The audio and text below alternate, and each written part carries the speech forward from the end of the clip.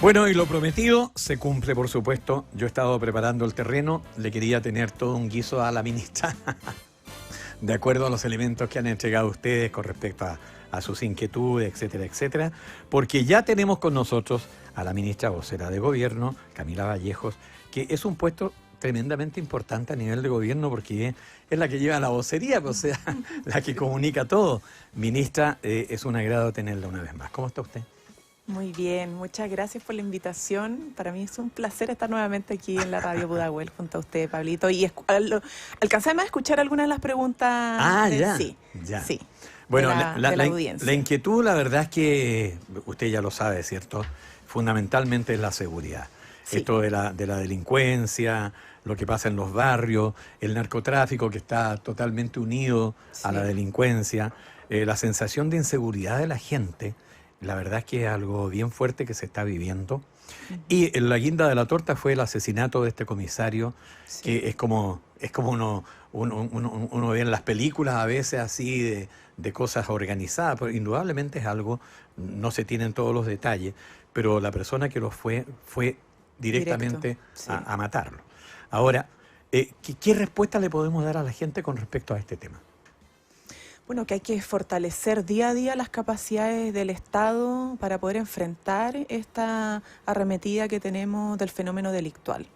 ¿Ya? Porque efectivamente lo que ha pasado en los últimos años es que ha ido como evolucionando el fenómeno delictual por distintos componentes. Claro. Y ya no se trata solo de la cantidad de delitos, sino que del tipo de delitos, ¿no? Claro. Y el nivel de violencia que se ejerce en la comisión del delito, ¿no? Entonces la preocupación central de nuestro gobierno está en justamente apuntar y direccionar las capacidades institucionales, o sea, del gobierno, el Ministerio del Interior, pero con otras instituciones, las policías, carabineros, Servicio de Impuestos Internos, aduana, gendarmería, etcétera, para justamente ser más efectivos y eficaces en la prevención, pero también en la persecución, ¿no? Y el acompañamiento a las víctimas. Claro que hoy día, por ejemplo, la preocupación mayor de la gente es que no solamente te asalten, sino que te puedan matar, porque los homicidios hoy día están siendo una preocupación central. Nosotros hoy día, y esto fue una noticia reciente que me gustaría destacar, porque es importante también visibilizar cuando se hacen las tareas bien y el trabajo se hace bien, porque hoy día el nuevo ministro de Justicia, ¿cierto? Luis Cordero, junto al subsecretario de Justicia, Jaime Gajardo, y Gendarmería, anunciaron la intervención de más de 21 centros penitenciarios, donde lograron, obviamente, que son una población penal de 3.500 personas, por intervenir y incautar armas y elementos que estaban siendo ingresados. Claro. Entonces, eso es importante porque muchas veces se instala la idea y que es real, que sucede es que terminan, siguen en redes de bandas y organizaciones criminales desde las cárceles. Entonces, bueno, justamente ese eso, es un tema importante, perdón, y para terminar también lo que se está haciendo en el norte, porque el tema de la migración es un fenómeno sumamente complejo. Se lo tengo anotadito ahí, sí. Claro, bueno, si quieren me lo pregunta, yo le puedo responder antes de adelantarme, pero lo que, insisto, lo que hay que hacer es fortalecer todas las capacidades institucionales, con recursos, con capacitación, pero también la coordinación, y lo otro es también el diálogo y la coordinación con las organizaciones sociales. La recuperación de barrios no se hace solo con el patrullaje de policías, ya, por cierto, es muy importante, sino que también es potenciando las organizaciones barriales comunitarias, ¿no? Para que las plazas públicas sirvan para jugar, para hacer actividades culturales. Entonces, ese trabajo coordinado con los municipios y con las organizaciones de la sociedad civil es muy importante para poder ir desplazando aquellos sectores de bandas criminales que se han tomado los espacios que son de todos, ¿no? Claro que sí. No, lo que le iba a decir, esto de las cárceles lo encuentro bastante importante, porque justamente de ahí se generan muchos delitos, o sea, hay líderes que están ya en prisión, digamos, pero siguen actuando, tienen sus bandas. Lo otro que ya no es el ladrón que roba individualmente o con otro, qué sé yo, son bandas organizadas, o sea, estamos viendo un crimen organizado. Está lo del Tren de Aragua, que se han hecho reportajes, están esto que se ha hablado hoy día, justamente sale en la prensa lo de las maras, que son otras agrupaciones, están los carteles que son de México o de Colombia que ya han llegado a Chile. O sea, hay toda una organización grande y justamente pasan por los pasos fronterizos, porque en Chile tenemos una frontera tan larga y tan difícil de controlar. Ahora, ¿se podrá revertir eso que no es responsabilidad de ustedes? Esto viene desde hace tiempo atrás también. Claro, pero lo asumimos ahora como una responsabilidad nuestra porque Sí, somos gobierno y estamos acá para trabajar por la seguridad de las personas, ¿no? Yo siempre he dicho es que esta cuestión ya no se trata de posiciones políticas e ideológicas, ¿ah? Porque la seguridad afecta a personas de distintas clases todo el mundo, sociales, claro. personas de distintas orientaciones sexuales, distintas, o sea, es transversal. ¿Ah? Y la sensación de inseguridad la viven mujeres, hombres, ricos, pobres, mapuches, no mapuches, Sí. personas trans. Imagínate la violencia que hoy día también se siente en las comunidades de la diversidad sexual porque salen a caminar y las golpean. Y lo ¿ah? atacan Y sin los motivo atacan. alguno, Entonces, claro. esto es una preocupación de todos y todas y lo entendemos así. Y claro, cuando la ministra nos comenta que va con el subsecretario al norte, va a los lugares donde existen casetas para el control fronterizo y se da cuenta que hay un abandono de años, Claro. que la precariedad absoluta, y incluso visitando las que están, entre comillas, en mejor estado. Entonces, evidentemente que el énfasis hoy día en la política nacional migratoria, que es una tarea que se está desarrollando por las autoridades correspondientes, se incorpora, ya han habido anuncios, ¿no? Pero está incorporado esto de fortalecer los controles fronterizos, y eso implica infraestructura, es invertir en infraestructura una importante cantidad de recursos, pero también el proyecto de infraestructura crítica, que este es el que se ha venido discutiendo en el Congreso Nacional, que ha ido avanzando. De hecho, se aprobó la semana pasada, si mal no recuerdo, por unanimidad. ¿Avanza algo ahí por lo Avanza menos? porque la idea de eso es que las Fuerzas Armadas puedan ser utilizadas Claro. también en los controles fronterizos apoyando a las policías. ¿no? Oiga, pero a propósito Porque de hay eso, una cuestión de recursos humanos, o sea, está la Claro. infraestructura que se requiere, las casetas, los centros Claro. de vigilancia, pero también la capacidad humana de hacer control, y lo otro el uso de tecnología, claro. que son las cámaras estas térmicas, porque uno dice, bueno, una cosa es el control humano, ¿cierto?, que tiene que estar en la frontera, pero otra Claro. cosa es la vigilancia con elementos tecnológicos que te permita Descubrir monitorear, por ejemplo, dónde de vienen, noche, claro. que se producen los cruces, Claro. si es que se está cruzando personas, detectarlas y poder hacerle los controles correspondientes. Eso se está trabajando, y además los otros proyectos para agilizar las expulsiones judiciales y administrativas también. Pues necesitamos hacer expulsiones y agilizar esos procedimientos. Porque actualmente los que se hacen con la actual legislación, y nosotros queremos agilizar al menos los casos que están por ley de drogas. Y eso implica, bueno, también una labor de la Cancillería junto con los otros países, porque también implica una responsabilidad compartida, ¿no? Claro que sí. Para que esto no sea solo una expulsión, para poder expulsar, lo tienen que recibir en los otros países. Es bien importante. Entonces eso implica una coordinación con los países donde se producen las mayores Es bien importante migraciones. justamente la posición de los países vecinos.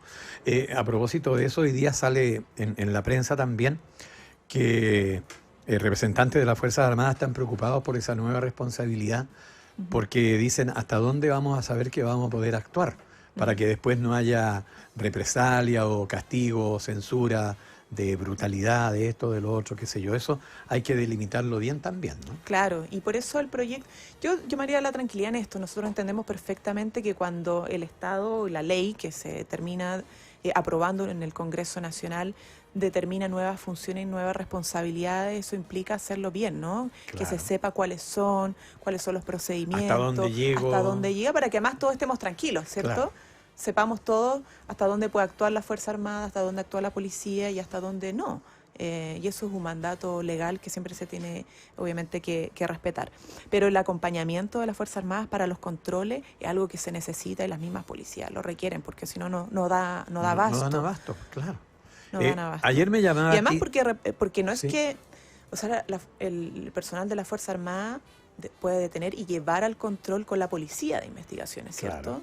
Es un apoyo, una colaboración, porque se requieren esos recursos. Por supuesto que sí. Le decía que ayer me llamó Tito, que es un auditor de Arica, colega de radio de allá, y me decía que la sensación que ellos tienen en Arica, en Iquique y en Antofagasta, en toda la zona norte, que es como un terreno de nadie. ¿Qué tranquilidad le podemos dar? Pues ellos nos están escuchando, por supuesto. Pudahuel afortunadamente está vía satélite por todas partes. ¿Qué tranquilidad le podemos dar a la gente que vive en esos sectores del norte del país? Bueno, mire, nuestro Ministerio del Interior ha estado trabajando desde que se asumió en diálogo y en conversaciones con la gente que vive la realidad en el norte, ¿no? Que es lo más importante, porque para elaborar una política nacional de migración, que es el mandato que tenemos, esto no sirve como cuestiones aisladas, sino que tiene una política. Claro. con varios elementos. Se ha conversado con autoridades locales, o sea, con alcaldes, con gobernadores, con los delegados, con las organizaciones relacionadas con el tema de la migración, con la sociedad civil. En cada visita que hace el subsecretario del Interior o la ministra se generan esas conversaciones. Entonces, todo lo que se ha venido recogiendo y construyendo va más allá de las posiciones políticas e ideológicas, sino que está apuntando a atender una realidad que es cotidiana y que requiere obviamente recoger las opiniones y la experiencia del sector para que sea efectiva, ¿no? Y que responda justamente a esa realidad. Por eso le decía que ya, bueno, hay cosas que están avanzando. Los proyectos que presentamos con este gobierno, ¿cierto?, para acelerar las expulsiones han estado avanzando sumamente bien. Tenemos además, que esto es transversal, no tiene que ver solo con la migración, en la política nacional contra el crimen organizado. Ustedes saben que esto no se había hecho en ningún gobierno antes. Nosotros partimos creando, fortaleciendo los consejos contra el crimen organizado para tener uno por región, pero a eso le agregamos más recursos en la ley de presupuesto para que actúen de mejor forma de lo que ya lo han hecho, porque han logrado incluso desbaratar distintas bandas, pero además con una legislación para perfeccionar lo que se entiende por asociación ilícita y hacer que la persecución penal contra esas organizaciones sea más efectiva. Más ¿ya? efectiva, ¿no? Y además, como les decía, recursos para la frontera, el proyecto de infraestructura crítica para habilitar la Fuerza Armada, el tema de los dispositivos tecnológicos para mejorar el control. Entonces, yo creo que vamos a ir avanzando, ¿no? Y estamos avanzando. Por cierto que el tema sigue siendo problemático, por cierto que no se va a acabar de un día para otro, de un año para otro, pero sí lo vamos a estar combatiendo cada vez con mayor decisión y con mayores herramientas, que es lo que necesitamos. Ahora la gente se preguntará, ¿quién va a ganar esta verdadera guerra contra el delito en circunstancias en que el crimen organizado está formado por estas organizaciones que ya no son grupos, ya no son bandas, son organizaciones internacionales que tienen poder, tienen capital, tienen plata, tienen esto, tienen lo otro, y llegan a un país y se adueñan incluso lo del cartel de Aragua, que era el tren de Aragua, claro. El tren de Aragua, que era tan conocido, que se apoderaban de otras bandas pequeñas y lo subyugaban a sus propios intereses. Entonces, esa pelea que se ve como tan grande, significará que tenemos que tener más contingente policial, más carabineros, más detectives también, fuera de la parte tecnológica que usted lo señalaba, que es bastante razonable en realidad. Sí, bueno, si bien nuestro país no está en la situación que otros países vecinos, Todavía hay no, que estar, sí. Obviamente, hay que estar prevenidos y hay que Claro. prepararse para cualquier situación porque después uno lamenta y hay que actuar antes. Y por eso es tan importante y es el centro de las preocupaciones hoy día de la acción cotidiana del gobierno. Y hay varias cosas. Evidentemente necesitamos más y mejores policías. Y eso es como, no es solo cantidad, también es el aspecto cualitativo. ¿No? Claro. Y en eso estamos trabajando. Ustedes han visto que le hemos entregado una cantidad, o sea, renovando la flota policial hizo un compromiso, hemos avanzado en entrega de muchos vehículos. Claro. Ahora va a empezar a regir prontamente la eliminación de algunos requisitos arbitrarios que ponían para entrar a la escuela de carabineros que no tenían ningún sentido y que limitaban la posibilidad de contar con mayores personas en la institución. El problema de la altura y sí, de otras altura, pie características, plano, claro. tatuajes, cosas de ese tipo que en verdad, hasta altura del pleno siglo XXI, no tienen mucho sentido. Que estén bien capacitados, ¿cierto? Que tengan, hoy día se le está renovando el uniforme para que estén también, sean más... el uniforme, algunos podrían decir que algo como... Superficial, ¿no? Pero no, ellos lo necesitaban. Es una herramienta también, ¿no? Claro, un uniforme más cómodo para poder desplazarse, con una tecnología mayor, que puedan, o sea, armas que tuvieran menos peso, etcétera. Entonces, eso se está renovando, se está modernizando de a poco también.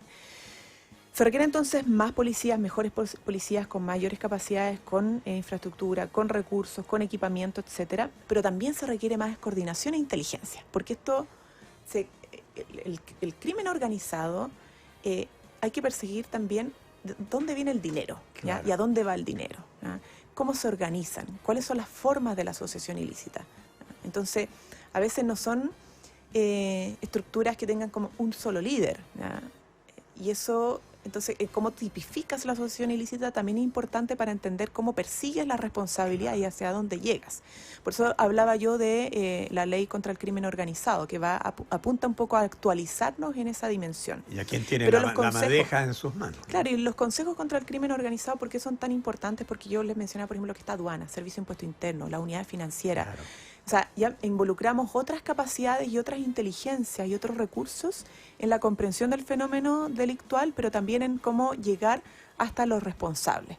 Entonces, eso ha sido súper importante porque muchas veces la gente dice, oye, esto no es más plata, es que se coordinen, ¿ya? No hagan duplicidad de funciones, que conversen más las instituciones. Bueno, eso justamente estamos haciendo. Esa coordinación institucional ha sido sumamente clave y relevante para todos los desbaratamientos de bandas que hemos tenido en materia de robo de madera, narcotráfico, robo de cátodos de cobre y así, y en otros aspectos.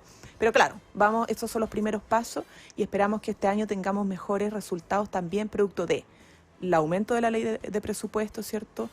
La ley contra el crimen organizado respecto a las capacidades de persecución, etcétera. Entonces, yo creo que lo que estamos haciendo es encauzar bien institucionalmente este fenómeno, más bien encauzar de mejor forma la respuesta del Estado para la persecución de este nuevo fenómeno delictual que es el crimen organizado.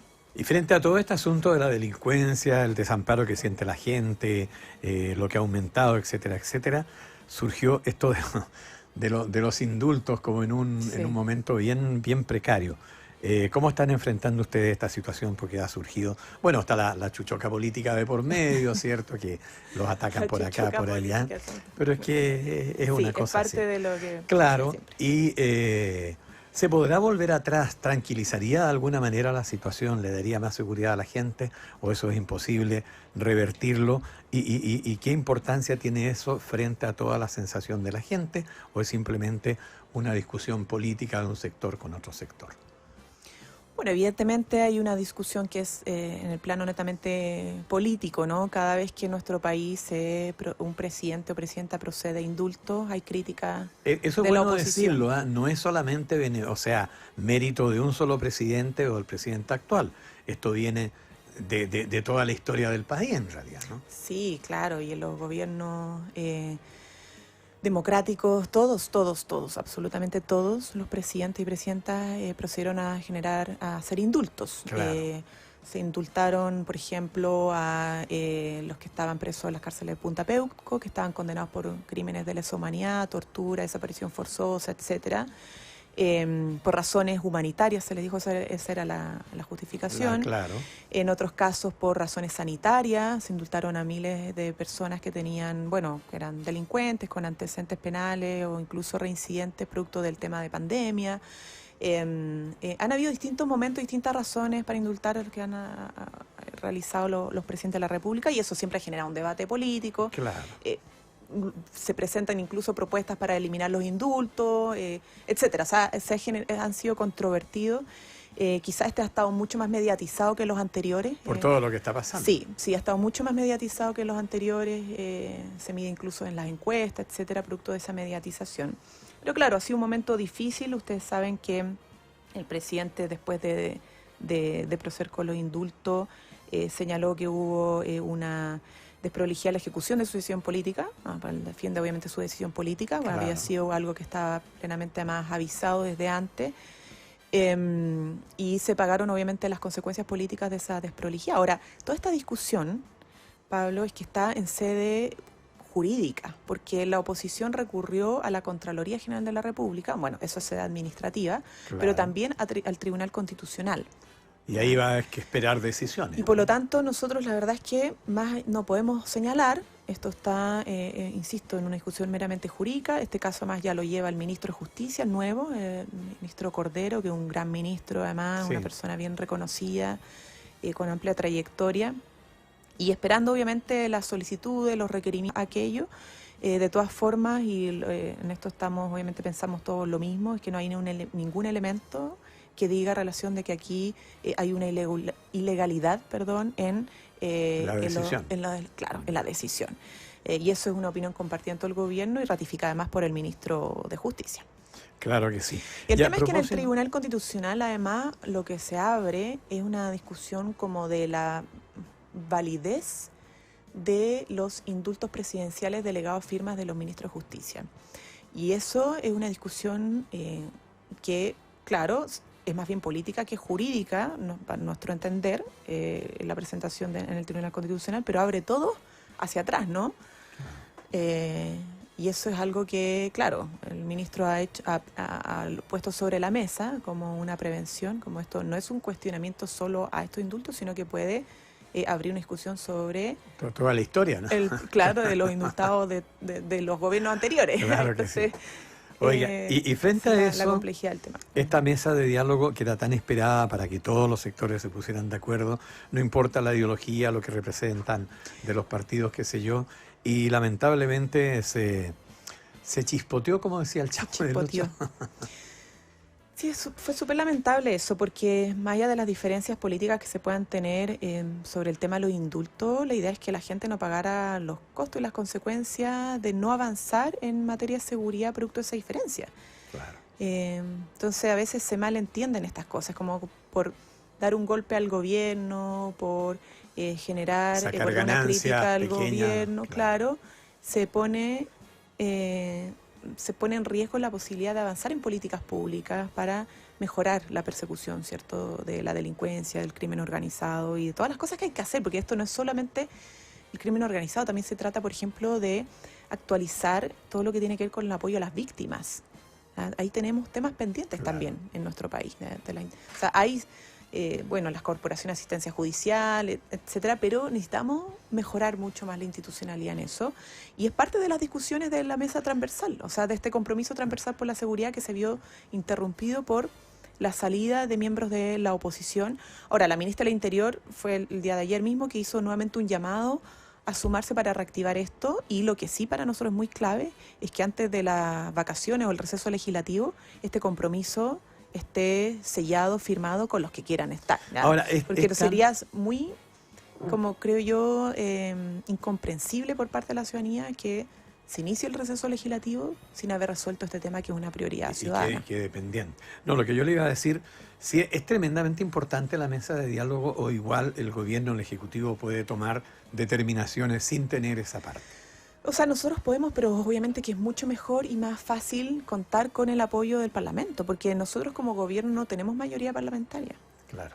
Entonces siempre, por una razón casi pragmática, ¿ya?, más allá de las propias convicciones, la necesidad de que avancemos en un compromiso transversal, porque políticamente es relevante, ¿no? Pero en términos concretos, tenemos minoría en ambas cámaras, ¿ya?, no tenemos mayoría. Entonces necesitamos a los parlamentarios de la oposición también para poder avanzar, como ellos también nos necesitan a nosotros para avanzar en iniciativas, porque también pueden tener muchas ideas, pero la mitad de esas ideas, o más de la mitad, requieren patrocinio del Ejecutivo porque implican recursos, porque modifican las atribuciones del Estado, y todas esas son atribuciones exclusivas del Ejecutivo por la Constitución actual. La Constitución divide los poderes, ¿no? El Poder Legislativo tiene ciertas facultades y el Poder Ejecutivo tiene otras. Y todo lo que implica, por ejemplo, crear nuevas obligaciones a, la Fiscalía, al Ministerio del Interior, a las policías, etcétera, muchas veces requieren del patrocinio o de la iniciativa del Ejecutivo, o implican gastos adicionales. Claro. Iniciativa exclusiva del Ejecutivo. Entonces, al final, es de toda lógica y racionalidad que nos pongamos más de acuerdo para poder avanzar más y mejor en esto, porque vamos a necesitar de ambos poderes del Estado para avanzar en legislación, etcétera. Ahora, si no están todos sobre la mesa, igual nosotros vamos a firmar con los que estén y vamos a iniciar luego el trámite legislativo, vamos a tratar de convencer y buscar los apoyos que se requieran para mejorar y robustecer las capacidades del Estado en materia de seguridad. A propósito de este juego político del Ejecutivo, del Legislativo, no meto el judicial en este caso, está pendiente en este momento lo del ministro Jackson. Sí. ¿Qué va a pasar ahí? Porque están claros. Está pasando, está sucediendo. Creo que hoy día, en este momento, está pasando. Sí. Claro. Sí. Bueno, nosotros esperamos un resultado positivo, es decir, que se rechace la acusación constitucional, no solo por ser infundada, no hay argumentos jurídicos que sostengan ningún reproche. Oiga, de repente alguien dice, perdón, un paréntesis, alguien dice, es demasiado pesado el ministro, pero no se puede acusar constitucionalmente a alguien por una cosa así. Claro, no hay ninguna razón en la Constitución que diga que se puede acusar a un ministro por su carácter, no tiene nada que ver con esto. Por lo tanto, las razones políticas de que si me cae bien o me cae bien, que si dijo tal cosa, no, eso no son argumentos jurídicos que den base y sustento a una acusación constitucional. Claro. Son herramientas de fiscalización de otra índole, tienen un peso distinto. Y nada, él cuenta obviamente con todo el apoyo del gobierno, ahora lo acompañan varios ministros allá en este momento en Valparaíso, en el Congreso Nacional, ha recibido harto apoyo también de varios parlamentarios y esperamos el mejor resultado para poder seguir trabajando, más que el ministro de Desarrollo Social, el ministro Jackson, tiene un ministerio sumamente importante en el tema de las ayudas económicas, los apoyos, en los centros, por ejemplo, para personas mayores. Se ha anunciado ahora la PGU que justamente se ha duplicado para las personas, ¿no? Bueno, efectivamente tenemos la ayuda económica, podemos hablar de eso también, que es súper importante que la gente esté al tanto. Bueno, la PGU no es el paquete último de ayudas económicas que anunciamos con el ministro de Hacienda. Esto es algún compromiso que nosotros adquirimos en la línea de aumentar la cobertura de la PGU, en el entendimiento de la universalidad, ¿no? Claro. Porque teníamos mucho reclamo en la implementación de la PGU, que bueno, una ley que viene desde antes, pero nosotros la apoyamos del gobierno anterior. Pero había gente que no podía postular, que no le llegaba la PGU. Entonces nosotros ampliamos la cobertura en la línea de decir que es para el 90% de la población más vulnerable, porque antes era el 90% más vulnerable de las personas mayores. Y eso dejaba fuera alrededor de 70.000 personas mayores. Ahora esto ya se aprobó, se despachó, estamos muy contentos porque van a poder sumarse y agregarse 70.000 personas mayores que no estaban teniendo la PGU. Y recordemos que la PGU es para muchas personas, es lo que más reciben en materia de pensión. O sea, tiene una pensión autofinanciada, qué sé yo, de 50.000 pesos, 70.000 pesos, y la PGU son 194.000 pesos que pone el Estado. O sea, es más del doble en realidad. Es más del doble que lo que te da la AFP, en muchos casos. Entonces ahora van a tener este apoyo del Estado más personas, y luego, si es que se aprueba la reforma de pensiones, que esperamos que sí, porque ya es la tercera vez que estamos como país discutiendo esto, va a aumentar esos 294.000 pesos y fracción a 250.000 pesos, ¿ya? Que va a ser uno de los 3 pilares de la pensión. Yo quiero recordar que la pensión... Y si logra bajar la inflación, va a ser un buen beneficio para además. Pero yo quiero recordar que la reforma previsional, de aprobarse, bueno, la idea es que aumente las pensiones de los actuales también, no solo los futuros, entonces mejorarían todos, pero se va a basar en tres componentes de la pensión. La pensión por capitalización individual, que viene de tu fondo de la AFP, y que no se va a tocar, obviamente. Si tú recibes 74.000 pesos actualmente de pensión autofinanciada y estás jubilado, en el nuevo sistema vas a recibir ese mismo monto. Pero además vas a tener los 250.000 pesos de PGU y además otro componente que es del seguro social, que va también a tender a mejorar la pensión de los actuales. Ese que se alimenta, ese seguro social que se alimenta del aporte de los y las empleadoras, y que en muchos casos, y la gran mayoría, incluso de la clase media, el 6% se le va a traducir en más de un 6%, un 8%, 9%, 7% o 6, y tanto, porque va a reconocer trayectorias, por ejemplo, cuidados, etcétera, las lagunas previsionales de hombres y mujeres, y años de cotización.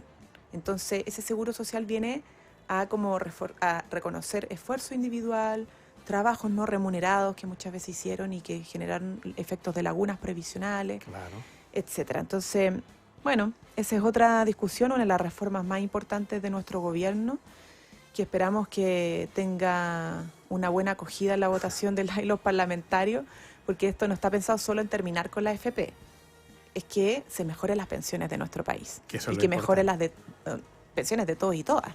Es el objetivo central de la reforma previsional.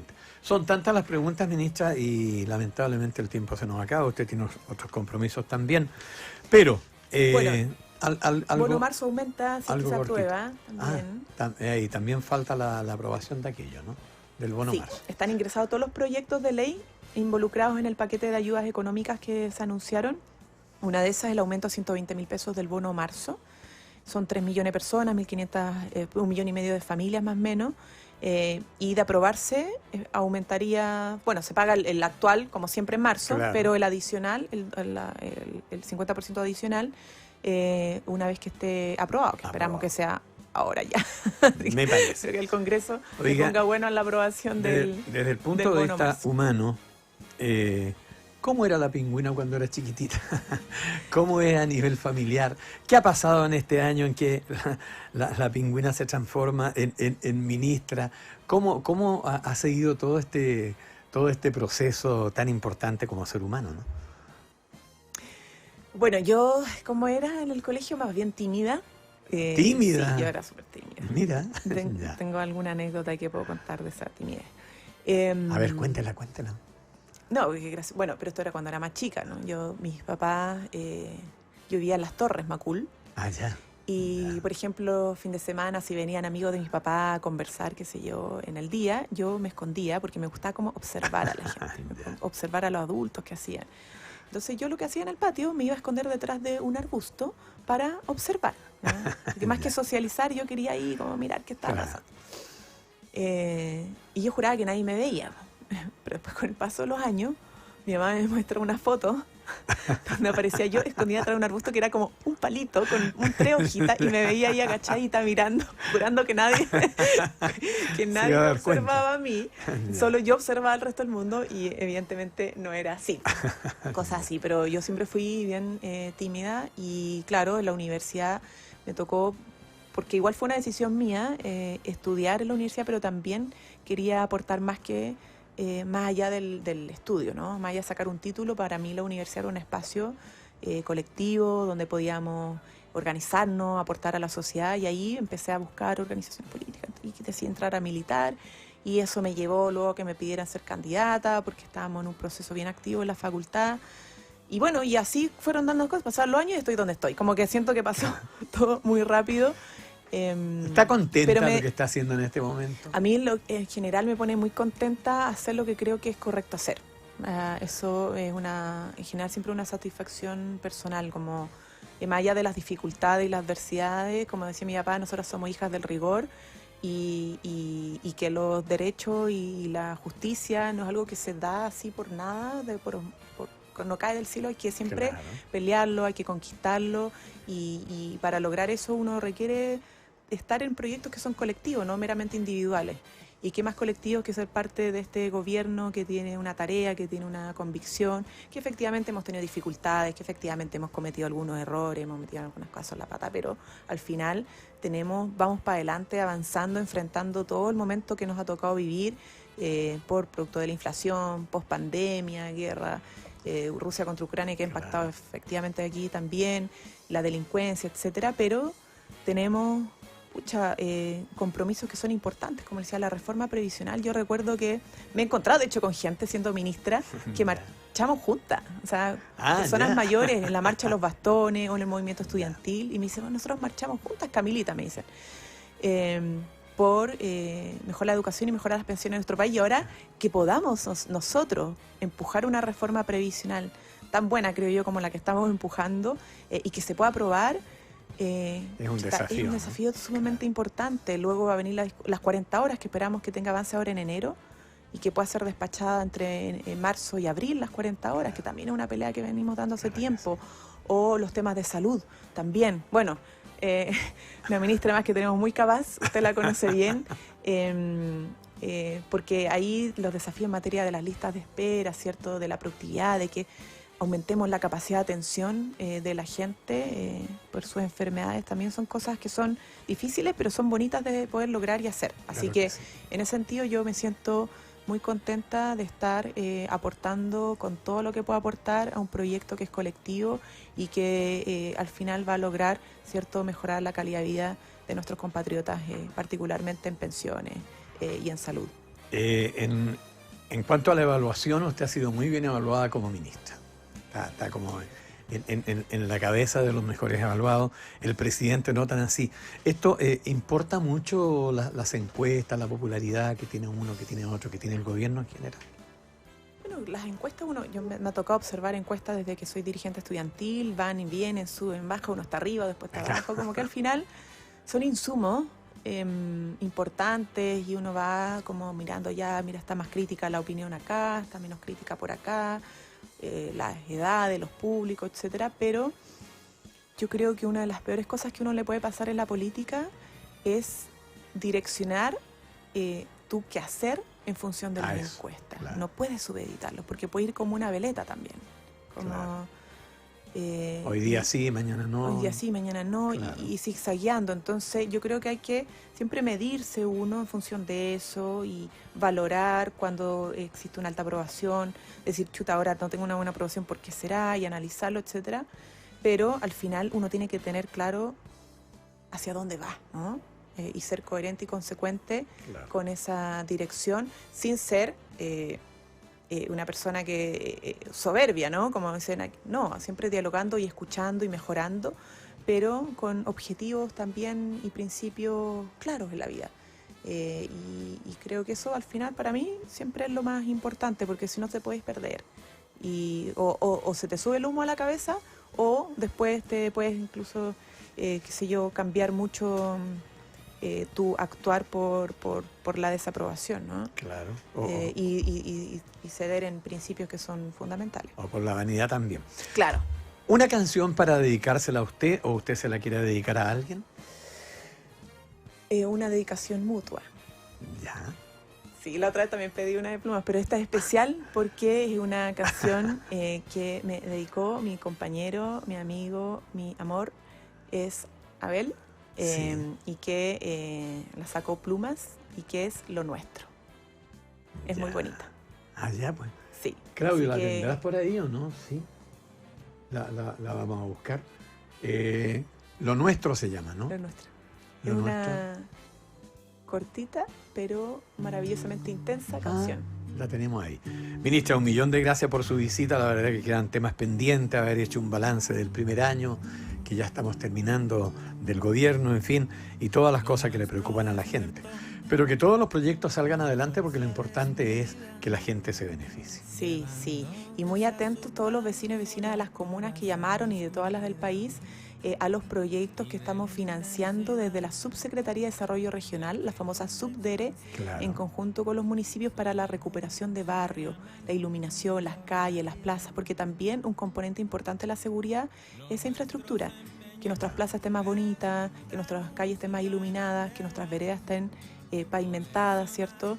Y ahí estamos poniendo una importante cantidad de recursos gestionados con los municipios para recuperar nuestros espacios públicos. Yo escucho la canción de fondo y me acuerdo la época de los Parra, cuando íbamos a estas reuniones, a estas tocatas, de Víctor Jara, que me venía a ver a la radio y me traía sus canciones. Tuve el agrado de conocerlo personalmente. Algo de eso tiene. Ponla de nuevo, Claudito, del de comienzo para escucharla Yo bien. no la estoy escuchando. Que le vaya Bueno, la he muy bien a escuchado usted. varias Ya, pero escúchela de nuevo. Muchas gracias, Pablito. Muchas muy gracias. amable y saludo a todos quienes nos escuchan. Un saludo muy cariñoso. Sabemos que ha sido un año difícil y probablemente este primer trimestre siga siendo difícil, por eso el paquete ayuda, pero tenemos mucha esperanza de que vamos a levantar cabeza el segundo trimestre de este año. Esa es la Sobre todo idea. en materia de inflación Claro. y reactivación económica. Así que a darle nomás, Ya, hacia pues. adelante. Que le vaya muy bien. Muchas gracias. Salimos de la mano